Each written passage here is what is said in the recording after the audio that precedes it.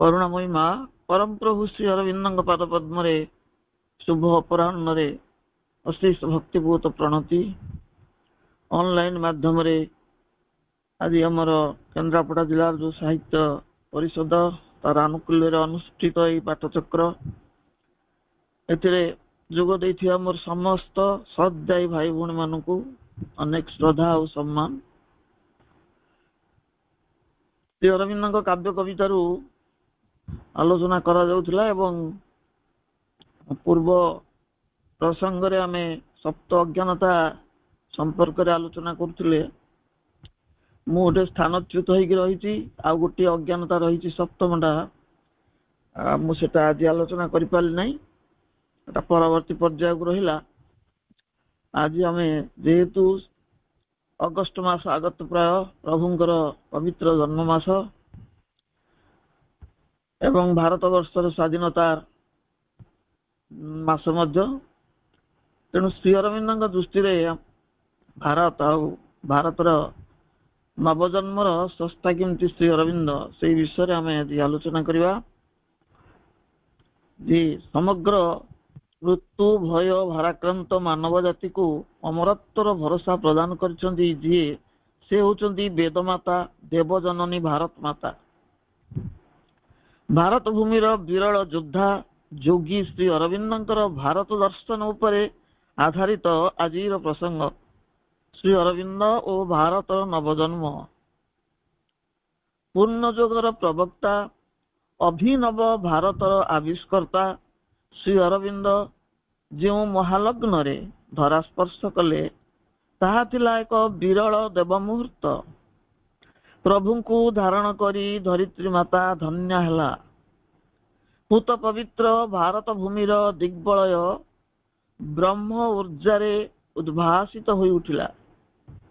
ଏହି ବିରଳ ଯୋଗୀଙ୍କ ଜୀବନ ଓ କର୍ମଧାରା ସମ୍ପର୍କରେ ଆଲୋକପାତ କରିବା ସମ୍ଭବ ନୁହେଁ।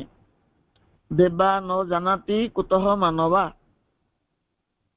ଭାରତର ଜାତୀୟ ପୁଷ୍ପ ପଦ୍ମ, ଯାହାର ଅନ୍ୟ ନାମ ହେଉଛି ଅରବିନ୍ଦ।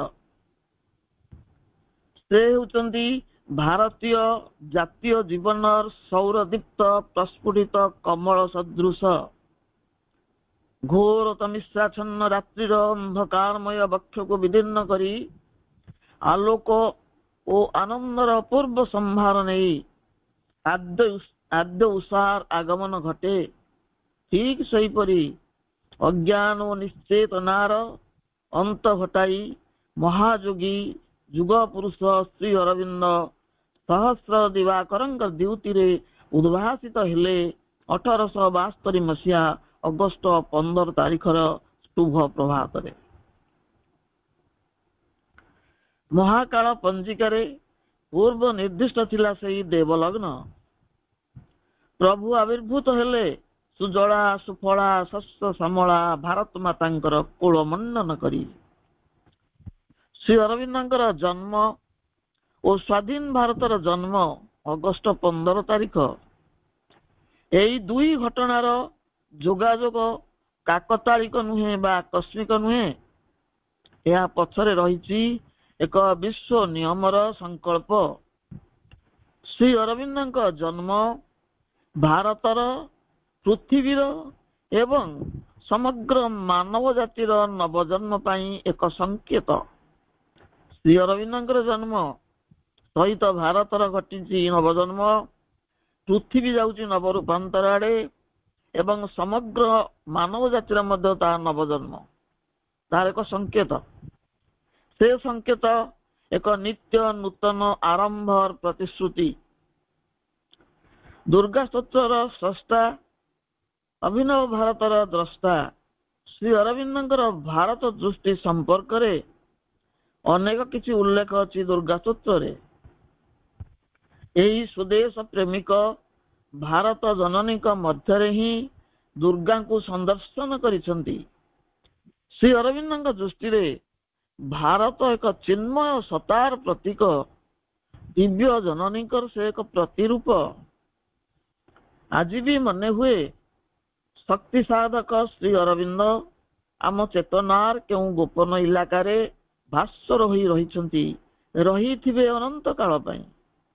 ସେ ଅଖଣ୍ଡ ଜୀବନର ଅବାରିତ ସ୍ରୋତ, ଗତି ତାଙ୍କର ବାଧାହୀନ, ସ୍ଥିତି ତାଙ୍କର ଅବିସମ୍ବାଦିତ। ଆଇସିଏସ୍ ଚାକିରିକୁ ପ୍ରତ୍ୟାଖ୍ୟାନ କରି ସ୍ୱଦେଶ ସନ୍ଦେଶର ଉଦ୍ଗାତା ହେବା ପାଇଁ ସେ ନେଇଥିଲେ ଆଗ୍ନେୟ ଶପଥ। ଭାରତର ପୂତ ପାବନ ମାଟିରେ ପଦାର୍ପଣ କରିବାର ଆଦ୍ୟ ପର୍ବରେ ତାଙ୍କ ମଧ୍ୟରେ ସ୍ୱୟଂ ଦୁର୍ଗା ସ୍ୱରୂପା ଭାରତ ମାତା ଅନୁପ୍ରବିଷ୍ଟ ହେଲେ। ତାହା ହିଁ ଥିଲା ଭାରତର ନବଜନ୍ମର ପ୍ରାକ୍ ସୂଚନା। ଯେତେବେଳେ ଆପୋଲୋ ବନ୍ଦରରେ ଫେବୃଆରୀ 6 ତାରିଖରେ ପ୍ରଭୁ ପଦାର୍ପଣ କଲେ, ସେତେବେଳେ ତାଙ୍କ ଭିତରେ ଏକ ଉର୍ଜା ପ୍ରବାହିତ ହେଲା, ଏକ ପରମ ଶାନ୍ତି ଭାବ ଅବତରି ଆସିଲା ଏବଂ ବହୁ ବର୍ଷ ଧରି ତାଙ୍କ ମସ୍ତକରେ ତାଙ୍କୁ ପୀଡ଼ା ଦେଉଥିବା, ଆବୃତ କରି ରଖିଥିବା ଏକ ତାମସିକ ଛାୟା ସେହି ମୁହୂର୍ତ୍ତରେ ଅପସରି ଗଲା। ଏହା ଥିଲା ଭାରତ ଜନନୀଙ୍କର ସ୍ପର୍ଶର ମାଧୁର୍ଯ୍ୟ। ତାହା ହିଁ ଥିଲା ଭାରତ ନବଜନ୍ମର ପ୍ରାକ୍ ସୂଚନା। ସେ ହେଲେ ଭାରତ ସାଧକ, ଭାରତୀୟତାର ପ୍ରବର୍ତ୍ତକ।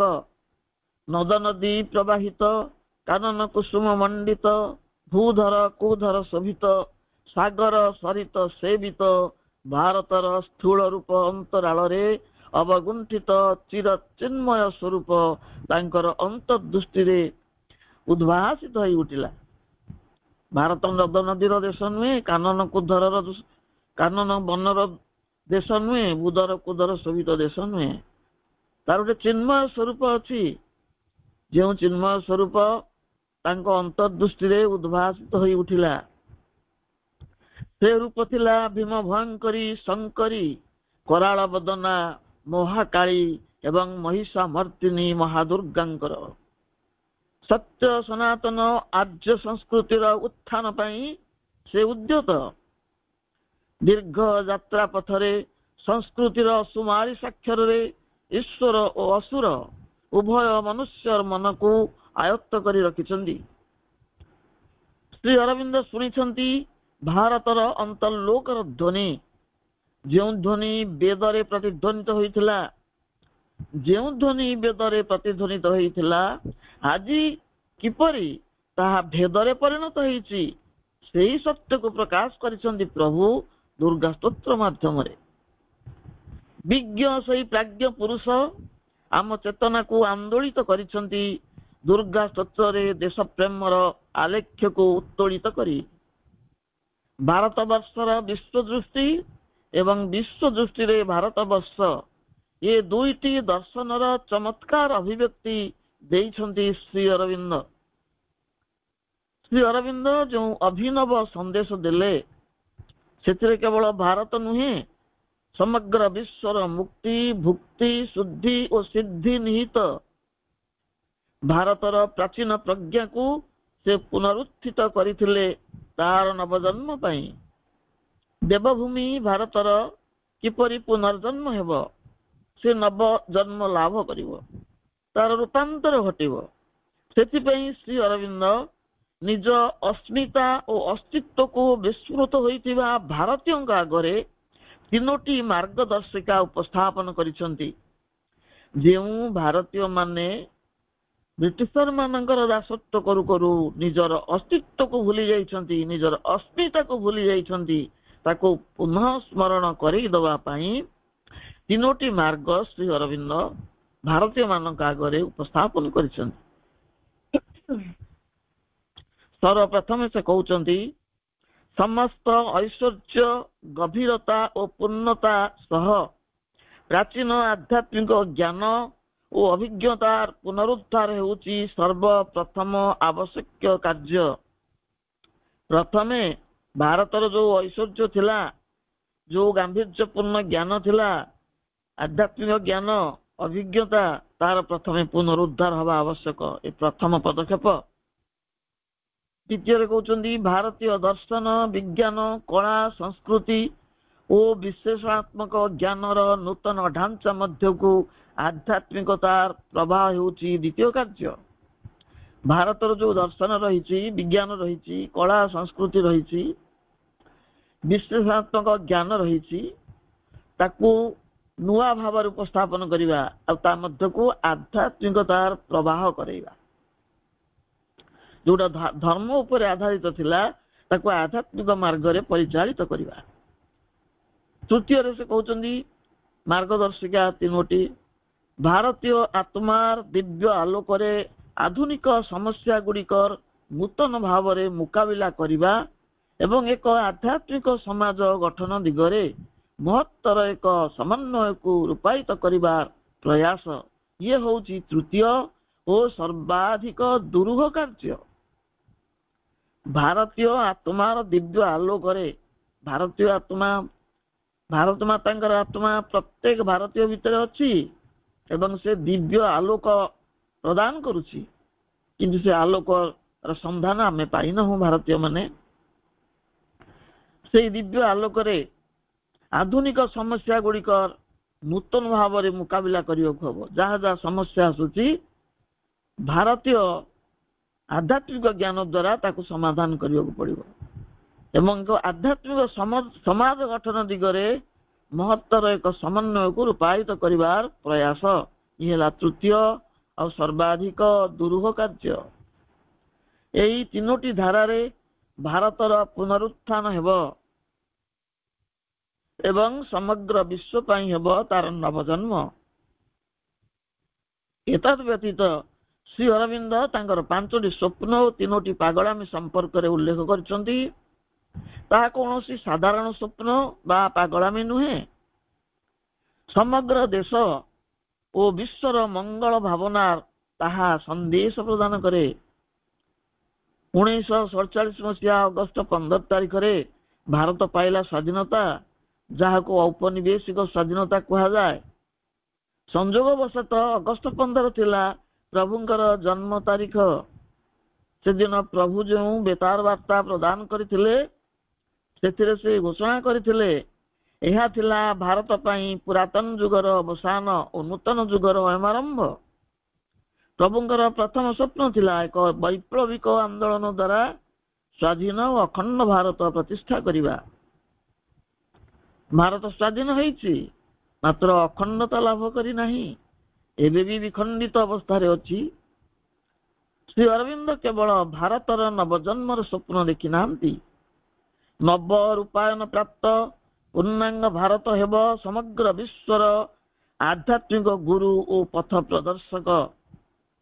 ପୁରାତନ ପୃଥିବୀ ମଧ୍ୟରୁ ଆତ୍ମପ୍ରକାଶ କରିବ ଏକ ନୂତନ ପୃଥିବୀ।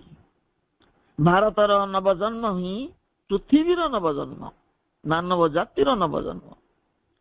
ନବଭାରତର ସ୍ୱପ୍ନ ଦ୍ରଷ୍ଟା ଶ୍ରୀ ଅରବିନ୍ଦ ଭାରତର ପୁନର୍ଜନ୍ମ ତଥା ତାର ସନ୍ତାନ ମାନଙ୍କର ପୁନରୁତ୍ଥାନ ପାଇଁ ଯେଉଁ ମାର୍ଗ ଦର୍ଶନ କରିଛନ୍ତି ତାର ତାତ୍ପର୍ଯ୍ୟ ପ୍ରତ୍ୟେକ ଭାରତୀୟ ଉପଲବ୍ଧି କରିବା ଆବଶ୍ୟକ। ଜୀବନ୍ମୁକ୍ତ ଅବସ୍ଥାରେ ଥିବା ଭାରତର ଯୁବଶକ୍ତିକୁ ଜାଗ୍ରତ କରିବା ପାଇଁ ସେ ଆହ୍ୱାନ ଦେଇଥିଲେ ଭବାନୀ ମନ୍ଦିର ଏବଂ ଦୁର୍ଗା ସ୍ତୋତ୍ର ମାଧ୍ୟମରେ। ଭାରତ ମୁକ୍ତିଯୁଦ୍ଧର ଅଗ୍ନିମନ୍ତ୍ର ଥିଲା ବନ୍ଦେ ମାତରମ୍। ସେଇ ମା ଭବାନୀ ସ୍ୱରୂପା ଭାରତ ଜନନୀ କେଉଁ ସ୍ମରଣାତୀତ କାଳରୁ ବିଶ୍ୱ ବାତାବରଣକୁ ସ୍ପନ୍ଦିତ କରିଛନ୍ତି ଦିବ୍ୟ ମାତୃତ୍ୱର ମହିମାରେ। ସେ ମାତୃତ୍ୱ ଭାରତବର୍ଷର ଭୂଗୋଳରେ ସୀମିତ ନୁହେଁ, ଦିଗନ୍ତ ବ୍ୟାପୀ ବିଶ୍ୱବ୍ୟାପ୍ତ ମନସ୍ୱିନୀ ତେଜସ୍ୱିନୀ ତପସ୍ୱିନୀ ଭାରତ ମାତାଙ୍କର ମହିମା। ଦିଗନ୍ତ ବ୍ୟାପ୍ତ ତାଙ୍କ ମହିମା, ବିଶ୍ୱବ୍ୟାପ୍ତ। ସେ ହେଉଛନ୍ତି ମନସ୍ୱିନୀ ତେଜସ୍ୱିନୀ ତପସ୍ୱିନୀ ଭାରତ ମାତା। ମହିମାମୟୀ ଭାରତ ମାତାଙ୍କର ମୁକ୍ତି ସଂଗ୍ରାମର ସଂଗ୍ରାମୀ ସୈନିକ ଶ୍ରୀ ଅରବିନ୍ଦ ପ୍ରଚ୍ଛଦପଟ୍ଟର ମହାନାୟକ ରୂପେ ରହିଯାଇଛନ୍ତି। ମହିମାମୟୀ ଭାରତ ମାତାର ମୁକ୍ତି ସଂଗ୍ରାମର ସଂଗ୍ରାମୀ ସୈନିକ ହେଉଛନ୍ତି ଶ୍ରୀ ଅରବିନ୍ଦ। ପ୍ରଚ୍ଛଦପଟ୍ଟର ମହାନାୟକ ରୂପେ ନିଜର ଯୋଗ ଶକ୍ତି ବଳରେ ଭାରତର ସ୍ୱାଧୀନତା ସମ୍ଭବ କରିଛନ୍ତି। ଭାରତର ସ୍ୱାଧୀନତା ସମ୍ଭବ କରିଛନ୍ତି ଏହି ମହା ତେଜସ୍ୱୀ ଶକ୍ତି ଯୋଦ୍ଧା। ଏହି ଶକ୍ତି ଯୋଦ୍ଧାଙ୍କର ଅପଶକ୍ତି ମାନଙ୍କ ବିରୁଦ୍ଧରେ ଥିଲା ଅନ୍ତରାଳ ଜଗତରେ ସଂଘର୍ଷ। ସେ ବିବରଣୀ ଇତିହାସ ପୃଷ୍ଠାରେ ସ୍ଥାନ ପାଇନାହିଁ। ଭାରତ ସ୍ୱାଧୀନତା ସଂଗ୍ରାମର ପୃଷ୍ଠଭୂମିରେ ଯେଉଁ ମହାନ ଯୋଦ୍ଧା ଅନ୍ତରାଳ ଜଗତରେ ଅପଶକ୍ତି ମାନଙ୍କ ବିରୁଦ୍ଧରେ, ଆସୁରିକ ସତ୍ତା ମାନଙ୍କ ବିରୁଦ୍ଧରେ ଯୋଗଯୁଦ୍ଧ କରୁଥିଲେ, ଯାହା ଫଳରେ ଭାରତ ସ୍ୱାଧୀନ ହେଲା, ଦ୍ୱିତୀୟ ବିଶ୍ୱଯୁଦ୍ଧର ପରିସମାପ୍ତି ଘଟିଲା, ଅଚାନକ ଭାବରେ ସେ ରହିଗଲେ ଅନ୍ତରାଳରେ। ଇତିହାସ ପୃଷ୍ଠାରେ ସେ ସ୍ଥାନ ପାଇଲେ ନାହିଁ। ଇତିହାସ ସେଇମାନଙ୍କର ଜୟଗାନ କରିଛି, ଯୁଦ୍ଧ ଭୀରୁ ତୋଷାମତକାରୀ ଯେଉଁମାନେ ସ୍ୱାଧୀନତାର ଭିକ୍ଷା ମାଗୁଥିଲେ। ଶ୍ରୀ ଅରବିନ୍ଦଙ୍କର ଉକ୍ତି ଅନୁସାରେ ପ୍ରତ୍ୟେକ ଦେଶର ଏକ ଆତ୍ମା ଅଛି। ଦେଶବାସୀଙ୍କ ଚେତନା ଭିତର ଦେଇ ହିଁ ଦେଶ ଉପଲବ୍ଧି କରେ ନିଜ ଆତ୍ମାର ସତ୍ୟକୁ। ଦେଶର ଯୋଉ ଆତ୍ମା, ସେ ଦେଶବାସୀଙ୍କ ଚେତନା ଭିତରେ ହିଁ ସେଇ ଆତ୍ମା ରହିଛି ଏବଂ ସେଇ ଚେତନା ମାଧ୍ୟମରେ ହିଁ ଦେଶ ନିଜ ଆତ୍ମାର ସତ୍ୟକୁ ଉପଲବ୍ଧି କରେ। ଭାରତର ଆତ୍ମା ମଧ୍ୟରେ ଉଜ୍ଜୀବିତ ଅଛି ତାହାର ଗୌରବମୟ ଅତୀତର ଐତିହ୍ୟ, ସଂସ୍କୃତି, ଐତିହ୍ୟ, ସନାତନ ସଂସ୍କୃତି ଏବଂ ବୈଦିକ ଦର୍ଶନ। ଶ୍ରୀ ଅରବିନ୍ଦ କହୁଛନ୍ତି, ଟୁ ବିଲ୍ଡ ଦି ଗ୍ରେଟର ଫ୍ୟୁଚର ମି have to know our great past and making it the basis more forward. To build the greater future, ଭାରତର ମହତ୍ତର ଭବିଷ୍ୟତକୁ ଗଠନ କରିବା ପାଇଁ ମତେ କଣ କରିବାକୁ ପଡିବ? I have to know the great past. ଅତୀତର ଗୌରବକୁ ଜାଣିବାକୁ ପଡିବ ଏବଂ ତାକୁ ହିଁ ମୂଳଦୁଆ କରି ଆଗକୁ ଯିବାକୁ ପଡିବ। ଭାରତର ତାତ୍ପର୍ଯ୍ୟ ହେଉଛି ପୂର୍ଣ୍ଣାଙ୍ଗ ଆଧ୍ୟାତ୍ମିକ ଶକ୍ତି। ଏହା କେବଳ ଈଶ୍ୱର ବିଶ୍ୱାସ, ଧ୍ୟାନ ଧାରଣା, ଜପ ତପ, ପୂଜା ଆରାଧନା ମଧ୍ୟରେ ସୀମିତ ନୁହେଁ। ଭାରତର ଆଧ୍ୟାତ୍ମିକ ଏଷଣା ହେଉଛି ପରିପୂର୍ଣ୍ଣ ପୂର୍ଣ୍ଣତା। ଭାରତର ଆଧ୍ୟାତ୍ମିକ ଉଦ୍ଦେଶ୍ୟ, ଭାରତ ଖୋଜୁଛି ପରିପୂର୍ଣ୍ଣ ପୂର୍ଣ୍ଣତା, ପୂର୍ଣ୍ଣାଙ୍ଗ ମାନବ ଓ ପରିପୂର୍ଣ୍ଣ ସମାଜକୁ ନେଇ ପୃଥିବୀ ପୃଷ୍ଠରେ ଦିବ୍ୟ ରାଜ୍ୟ ପ୍ରତିଷ୍ଠା। ଏହା ହିଁ ଭାରତ ଜନନୀଙ୍କର ଅଭିପ୍ସା। ଭାରତ ଜନନୀ ଅଭିପ୍ସା କରୁଛନ୍ତି ସମଗ୍ର ପୃଥିବୀ ପାଇଁ ପୃଥିବୀ ପୃଷ୍ଠରେ ଗୋଟେ ଦିବ୍ୟ ରାଜ୍ୟ ପ୍ରତିଷ୍ଠା ହେବ ଏବଂ ଅଭିନବ ମାନବ ସମାଜ ସୃଷ୍ଟି ହେବ। ଏ ଅଭିପ୍ସା ପୂର୍ଣ୍ଣ ହେବ ଭାରତର ଆଦି ଧର୍ମ ସନାତନ ଧର୍ମର ଉତ୍ଥାନ ଦ୍ୱାରା। ଏ ଅଭିପ୍ସା କିଭଳି ପୂର୍ଣ୍ଣ ହେବ? ଭାରତର ଯୋଉ ମୂଳ ଧର୍ମ, ମୂଳ ସଂସ୍କୃତି, ସନାତନ ଧର୍ମର ଉତ୍ଥାନ ଦ୍ୱାରା ଏହା ସମ୍ଭବ ହେବ। ଏହି ବିଶ୍ୱ ଧର୍ମର ଉତ୍ଥାନ ପାଇଁ ଭଗବାନ ଶ୍ରୀକୃଷ୍ଣ କାରାକକ୍ଷରେ ଦର୍ଶନ ଦେଇ ଶ୍ରୀ ଅରବିନ୍ଦଙ୍କୁ ପ୍ରେରିତ କରିଥିଲେ ଏବଂ ଶାସ୍ତ୍ର ଜ୍ଞାନ ଓ ଶସ୍ତ୍ର ଜ୍ଞାନ ସମନ୍ୱିତ ଭଗବତ ଗୀତା ତାଙ୍କୁ ପ୍ରଦାନ କରିଥିଲେ। ସନାତନ ଧର୍ମର ଉତ୍ଥାନ ପାଇଁ ପ୍ରେରିତ କରିଥିଲେ ଦେବଦୂତ ଭାବରେ ତାଙ୍କୁ କାରାକକ୍ଷରେ ଭଗବାନ ଶ୍ରୀକୃଷ୍ଣ ଦେଇଥିଲେ ଭଗବତ ଗୀତା। ତଥାକଥିତ ସାମ୍ପ୍ରଦାୟିକ ଧର୍ମ ଠାରୁ ବହୁ ଊର୍ଦ୍ଧ୍ୱରେ ଥିବା ସନାତନ ଧର୍ମର ତାତ୍ପର୍ଯ୍ୟ ଶ୍ରୀକୃଷ୍ଣ ବୁଝେଇ ଦେଇଥିଲେ ଏବଂ ସମଗ୍ର ବିଶ୍ୱରେ କେବଳ ଏହି ଧର୍ମଟି ତିଷ୍ଠି ରହିବ। ଆଉ ଯେତେ ସବୁ ଧର୍ମ ସନାତନ ଧର୍ମରୁ ଉତ୍ପତ୍ତି ଲାଭ କରିଥିଲେ ସେ ସମସ୍ତ ଏହି ବିଶ୍ୱ ଧର୍ମରେ ସମ୍ମିଳିତ ହୋଇ ଏକମାତ୍ର ବିଶ୍ୱ ଧର୍ମ ରୂପେ ସନାତନ ଧର୍ମ ତିଷ୍ଠି ରହିବ। ପୃଥିବୀରେ ଯେତେ ଧର୍ମର ଶାଖା ପ୍ରଶାଖା ଅଛି, ସମ୍ପ୍ରଦାୟ ଅଛି, ସେଗୁଡିକ ସବୁ ସନାତନ ଧର୍ମରୁ ସୃଷ୍ଟି ହେଇଛନ୍ତି। ଯଦିବା ବିଲୟ ଭଜିବେ ସନାତନ ଧର୍ମରେ। ସନାତନ ଧର୍ମ ହିଁ ଜୀବନର ଅନ୍ୟତମ ପରିଭାଷା, କାରଣ ସୃଷ୍ଟିର ଉତ୍ପତ୍ତି ତଥା ଜୀବ ସୃଷ୍ଟି ସହିତ ଏହା ଅଙ୍ଗାଙ୍ଗୀ ଭାବେ ଜଡ଼ିତ। ଶ୍ରୀ ଅରବିନ୍ଦ କହନ୍ତି, ଦିସ୍ ଇଜ ଦି ଧର୍ମ that for salvation of humanity was cherished in the secularism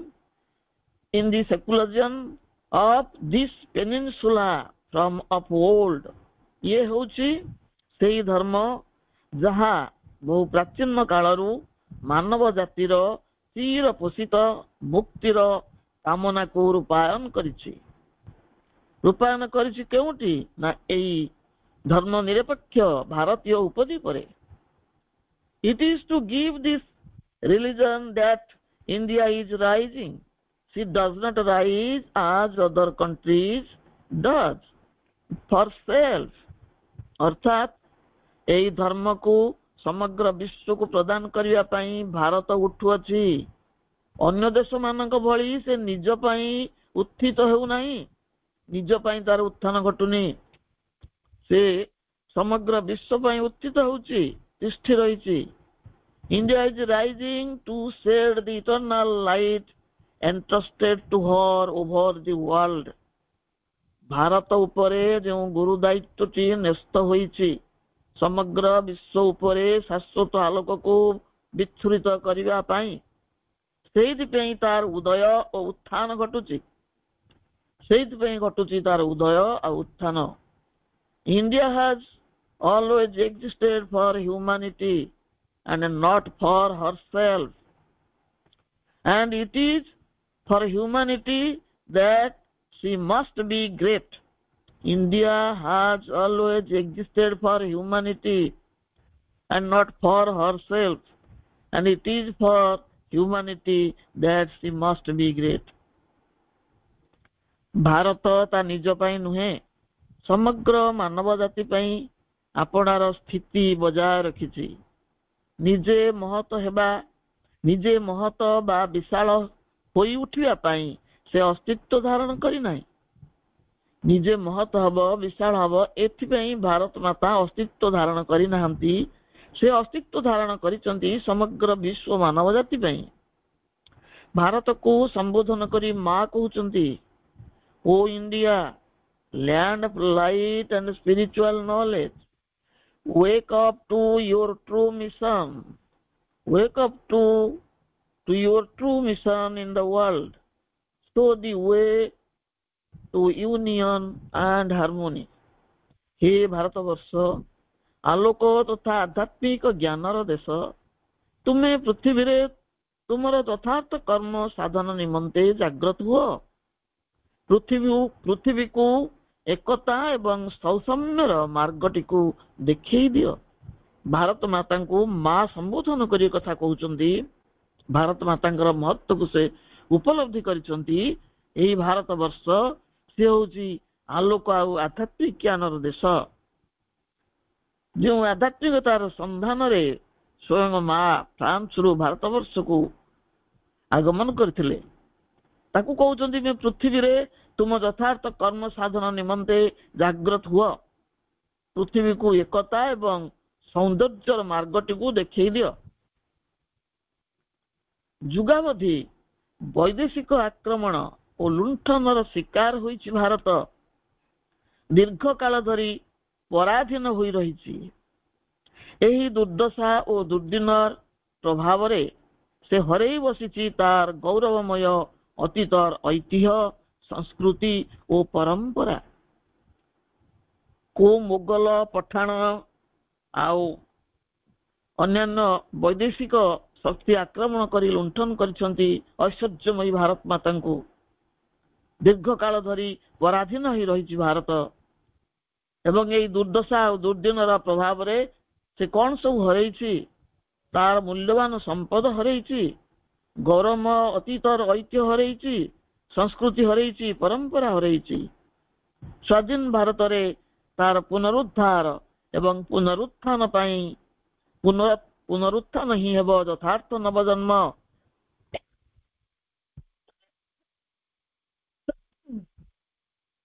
स्वाधीन भारत रे से सबुर पुनरुद्धार एवं पुनरुत्थान हब, ताहा ही हब भारतर यथार्थ नवजन्म। तार नवजन्म और नवजागरण निश्चयता संपर्क रे प्रभु कहउचंती। प्रभुंकर उक्ति,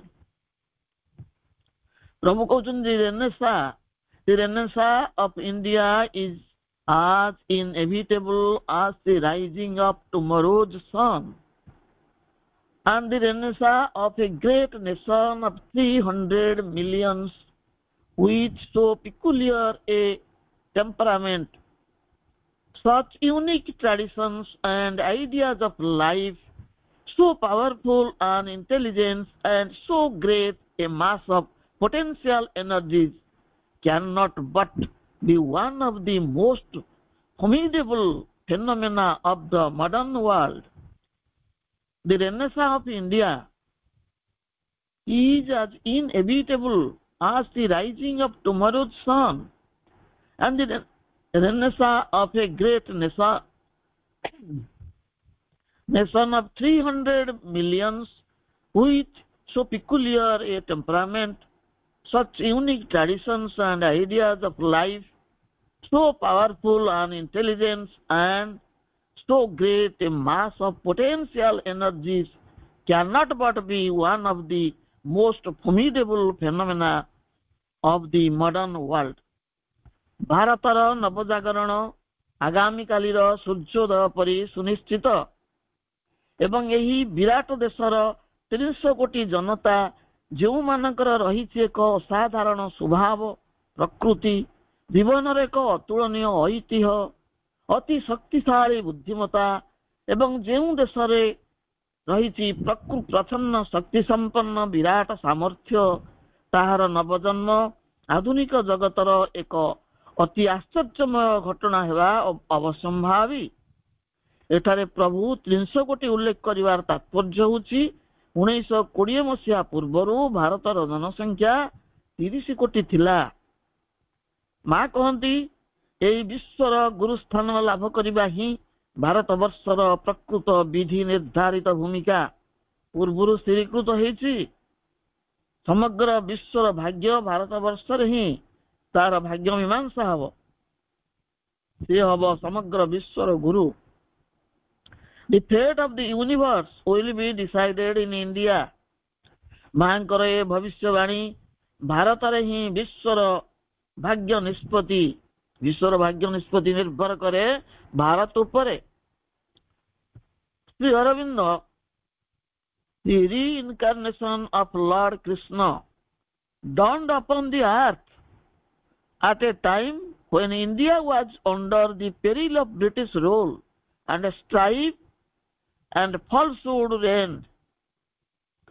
ଭଗବାନ ଶ୍ରୀକୃଷ୍ଣଙ୍କର ପୁନର୍ ଅବତାର ରୂପେ ତାଙ୍କର ଆଉ ଗୋଟିଏ ଅବତାର ରୂପେ ଶ୍ରୀ ଅରବିନ୍ଦ ପୃଥିବୀ ପୃଷ୍ଠରେ ଉଦୟ ହେଲେ।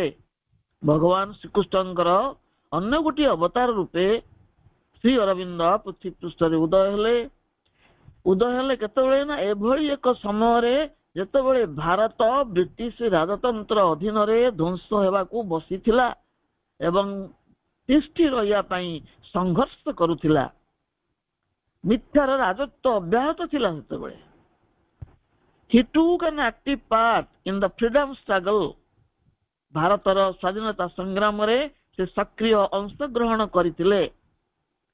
Shri Arvind declared that India shall one day become the superpower of the world and lead the world towards spirituality. Shri Arvind ଘୋଷଣା କଲେ ଦିନେ ଭାରତ ସର୍ବୋତ୍ତମ ଶକ୍ତି ଭାବେ ଉଦୟ ହେବ ଏବଂ ଏ ଜଗତକୁ ଆଧ୍ୟାତ୍ମିକତା ଦିଗରେ ଆଗେଇ ନେବ। He wrote, ପୁନଶ୍ଚ ପ୍ରଭୁ ଲେଖିଲେ, Mother India is not a piece of earth, she is a power, a godhead. India is the Bharat Shakti. India is the Bharat Shakti, the living energy of great spiritual conception. Mother India is not a piece of earth. She is a power, a godhead. India is the Bharat Shakti, the living energy of great spiritual conception.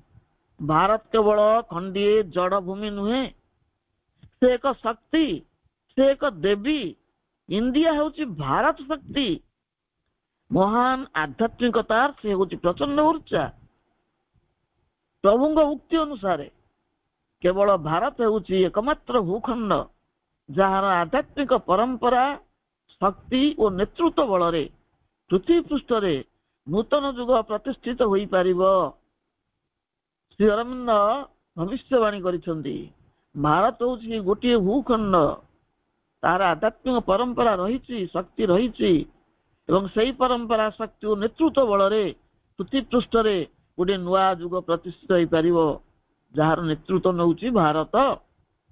ମାଙ୍କ ଉକ୍ତିରେ ଭାରତୀୟ ମାନଙ୍କ ଶିରା ପ୍ରଶିରାରେ ଆଧ୍ୟାତ୍ମିକ ମୂଲ୍ୟବୋଧ ପ୍ରବାହିତ केते बड़ भरोसा भारतीय माँ स्थापन करिसेंती। माँ उपलब्धि करुचंदी भारतीय मानकर शिरा प्रशिरा आध्यात्मिक मूल्यबोध प्रवाहित। तेणु से समग्र जगतर गुरु पदवाच्य। तेणु भारत वर्ष समग्र जगतर गुरु हब। माँ एवं प्रभु दृढ़ कंठरे घोषणा करती भारत पाकिस्तान विभाजन एक अस्थायी अवस्था एवं अस्थायी व्यवस्था।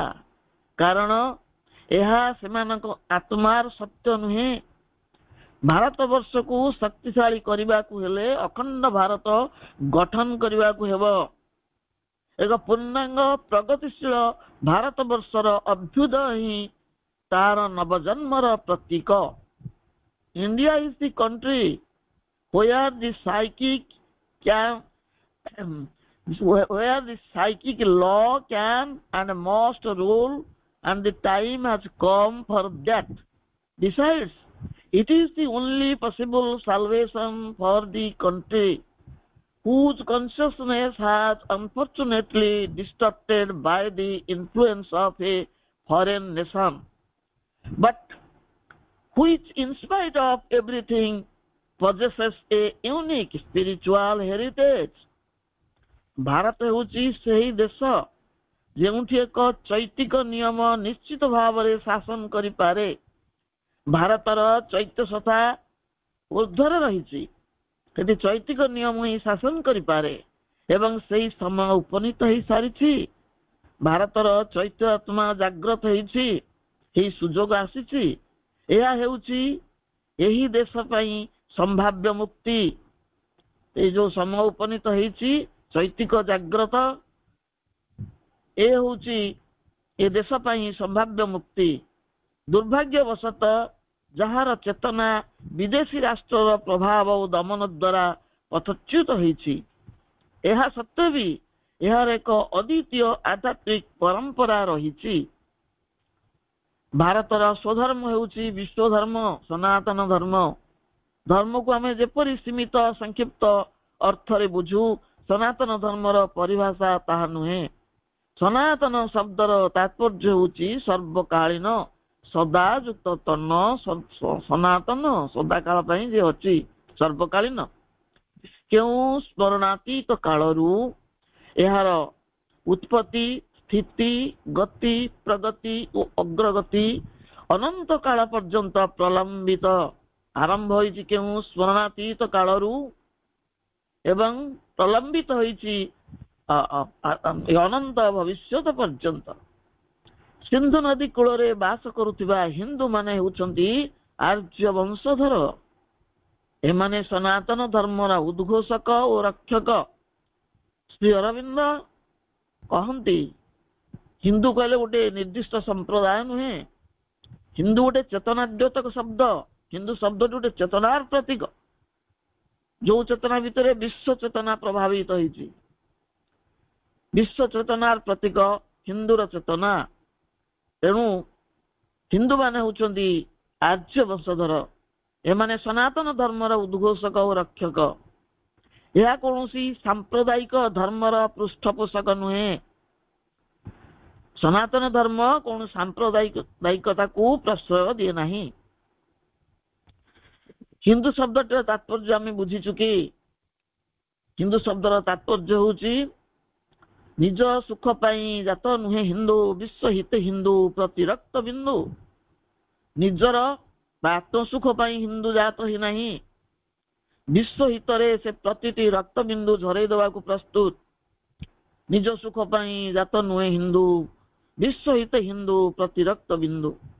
भारत वर्ष रे उद्भव होइथिबा सनातन धर्म होउची विश्व धर्म। यह अन्य धर्मर उत्पत्ति स्थल। यह समग्र विश्व मानव को सुनाए।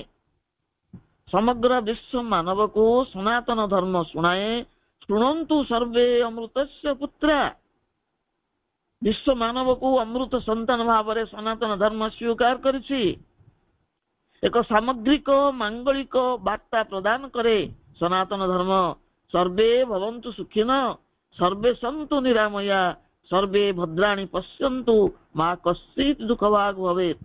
ये जो सामग्रिक मांगलिक वार्ता ଏବଂ ଏହା ପରିପୂର୍ଣ୍ଣ ପୂର୍ଣ୍ଣତାରେ ବିଶ୍ୱାସ କରେ। ସନାତନ ଧର୍ମ ପରିପୂର୍ଣ୍ଣ ପୂର୍ଣ୍ଣତାରେ ବିଶ୍ୱାସ କରେ। ପୂର୍ଣ୍ଣମଦଃ ପୂର୍ଣ୍ଣମିଦ ପୂର୍ଣ୍ଣାତ୍ ପୂର୍ଣ୍ଣମୁଦଚ୍ୟତେ ପୂର୍ଣ୍ଣସ୍ୟ ପୂର୍ଣ୍ଣମାଦାୟ ପୂର୍ଣ୍ଣମେବାବଶିଷ୍ୟତେ। ଏହା କୌଣସି ଧର୍ମର ବିରୋଧ କରେ ନାହିଁ କିମ୍ବା ଆପଣା ମତବାଦକୁ ଅନ୍ୟମାନଙ୍କ ଉପରେ ଲଦି ଦିଏ ନାହିଁ। ସନାତନ ଧର୍ମର ଉତ୍ଥାନ ହିଁ ଭାରତର ନବଜନ୍ମ। ସନାତନ ଧର୍ମର ଉତ୍ଥାନ ହିଁ ସମଗ୍ର ପୃଥିବୀର ନବଜନ୍ମ। ସନାତନ ଧର୍ମର ଉତ୍ଥାନ ହିଁ ବିଶ୍ୱ ମାନବତାର ନବଜନ୍ମ। ଏହା ହିଁ ଶ୍ରୀ ଅରବିନ୍ଦଙ୍କର ସ୍ୱପ୍ନ। ଆର୍ଯ୍ୟ ଅଧ୍ୟୁଷିତ ଭାରତର ଅଧିବାସୀ ରୂପେ ଅଧିବାସୀ ଗଣ ଆର୍ଯ୍ୟ ଅଧ୍ୟୁଷିତ ଭାରତର ଅଧିବାସୀ ଗଣ ଚିରକାଳ ଆଲୋକ ସନ୍ଧାନୀ ସେହି ମହାନ ଭାରତୀୟ ଭାବଧାରା ପ୍ରକାଶିତ ହୁଏ ପ୍ରଭୁଙ୍କ ଉକ୍ତି ମାଧ୍ୟମରେ। Through nature's contraries we draw nearer to God. Out of the darkness we still grow to light. Death is our road to immortality. Death is our road to immortality. Through nature's contraries, we draw nearer to God. Out of the darkness, we still grow to light. Death is our road to immortality. ପ୍ରକୃତିର ବିରୋଧାଭାସ ଭିତର ଦେଇ ହିଁ ଆମେ ହୋଇଥାଉ ଭଗବାନଙ୍କର ନିକଟତର। ସେ ବିରୋଧାଭାସ ଆମକୁ ଆମର ପଥରୋଧ କରିପାରେ ନାହିଁ। ଅନ୍ଧକାର ମଧ୍ୟରୁ ତଥାପି ଆଲୋକ ଦିଗରେ ଆମର ଉତ୍ଥାୟନ। ଅନ୍ଧକାରରୁ ବାହାରି ଆଲୋକ ଦିଗରେ ଆମେ ଉଡ଼ି ଚାଲିଛୁ ଏବଂ ମୃତ୍ୟୁ ହିଁ ଅମରତ୍ୱ ଦିଗରେ ଆମର ଯାତ୍ରା ପଥ।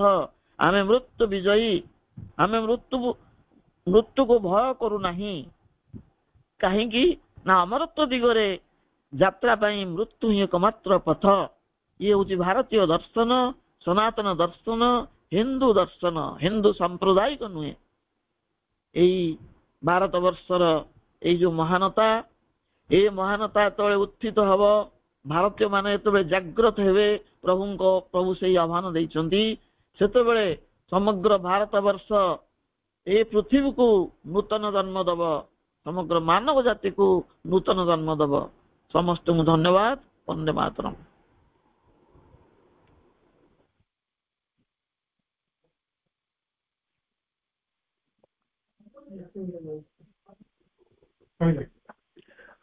ଅନେକ ଅନେକ କୃତଜ୍ଞତା ଆପା। ପ୍ରକୃତରେ ଆଜିର ଯୋଉ ଆଲୋଚନା ବେଶ ସୁନ୍ଦର। ମୁଁ ପ୍ରଥମ ରହିପାରିଲିନି, ସେଥିପାଇଁ ଦୁଃଖିତ। ସମସ୍ତ ଭାଇ ବାପାମାନଙ୍କ ପାଖରେ ମଧ୍ୟ ମୁଁ ସେ ସାରିବାଟା ଭଳିଆ ମତେ ଲାଗୁଛି। ତଥାପି ଆଜିର ଆଲୋଚନା ଯେତିକି ମୁଁ ଶୁଣିଲି ଅପାଙ୍କର ଆଲୋଚନା